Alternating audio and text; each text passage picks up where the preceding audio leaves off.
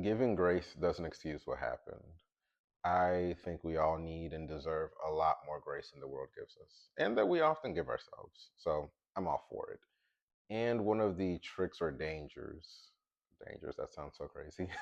One of the things with giving grace, especially if we're not careful, is that it can really be self abandonment disguised as grace. Because again, nobody has this all figured out. So sometimes that empathetic and sympathetic part of us can get activated, and we can see a situation and think, oh man, I have to not necessarily be kinder, but be softer about this.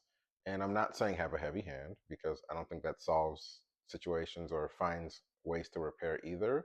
But what I'm saying though is that giving grace and being like, okay, well, I appreciate the situation, I accept the situation, it is what it is, and I'm not going to demonize you for it, doesn't immediately or by itself resolve the situation, and it definitely doesn't erase the situation.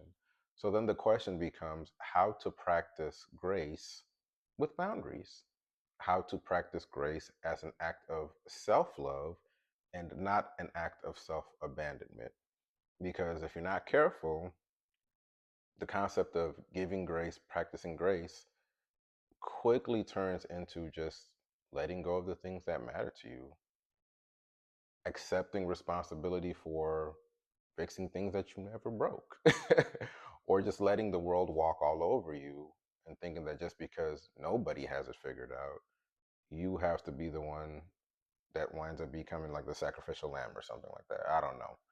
My point is, and my encouragement through this video is just to really consider what giving grace and practicing grace looks like for you, and find a way to do that that still honors your needs, still honors what you've experienced, still honors you as a person, and is coming from a deeply rooted place of self love, self worth, and also love for your neighbor, so that we can all be whole and, you know, just live life a little bit more kindly.